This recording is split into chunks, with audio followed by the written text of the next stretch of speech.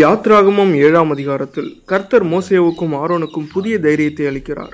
நான் உன்னை பார்வோனுக்கு தேவனாக வைத்தேன், ஆரோன் உன் தீர்க்கதரிசியாக இருப்பான் என்று கர்த்தர் சொல்கிறார்.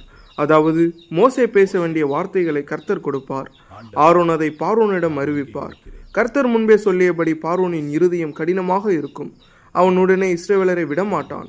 ஆனாலும் அதிசயங்களாலும் வல்லமையாலும் எகிப்தை தண்டித்து தனது ஜனங்களை விடுவிப்பேன் என்று தேவன் உறுதியளிக்கிறார். அப்பொழுது மோசேக்கு 80 வயதும் ஆரோனுக்கு 83 வயதும் இருந்தது.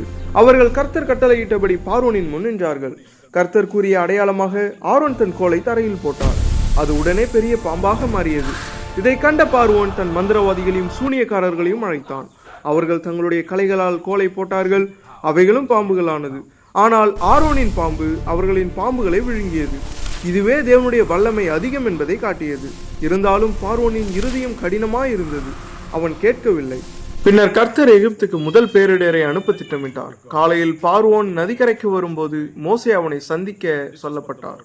என் ஜனங்களை அனுப்பிவிடு, அவர்கள் எனக்கு வனாந்திரத்தில் ஆராதனை செய்யட்டும் என்று தேவன் மீண்டும் கட்டளை கொடுத்தார்.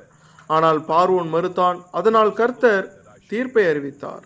ஆரோன் தன் கோலை எடுத்துக்கொண்டு நைல் நதியின் மேல் நீட்டினார். உடனே நதி நீர் இரத்தமாக மாறியது, நதியில் இருந்த மீன்கள் இறந்தன.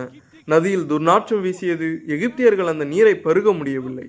நதி மட்டுமல்லாமல் குளங்கள், கால்வாய்கள், மரப்பாத்திரங்கள், கச்சாடிகள் எல்லாவற்றிலும் இருந்த நீர் இரத்தமாக மாறியது. 7 நாட்கள் முழுவதும் அந்த தண்டனை நீடித்தது. ஆனால் எகிப்தின் மந்திரவாதிகளும் தங்களுடைய மாயைகளால் இதே போல் செய்ய முயன்றனர். அவர்களால் முடியவில்லை. அதை கண்ட பார்வோன் மனம் திரும்பவில்லை. அவன் இருதயம் இன்னும் கடினமாயிருந்தது.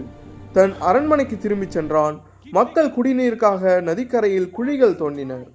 இந்த அதிகாரம் தேவனுடைய அதிகாரத்தையும் அவர் வார்த்தையின் நிச்சயத்தையும் வெளிப்படுத்துகிறது. மனிதரின் எதிர்ப்பும் கடின மனமும் இருந்தாலும் தேவன் தம் திட்டத்தை நிறைவேற்றுவார் என்பதை இது காட்டுகிறது. இஸ்ரவேலரை விடுவிக்க தேவன் தொடங்கிய தீர்ப்பு எகிப்தில் வல்லமையாக செயல்பட தொடங்கியது. இது தேவன் தான் உண்மையான கர்த்தர் என்பதை உலகத்திற்கு அறிவிக்கும் ஆரம்பமாகும்.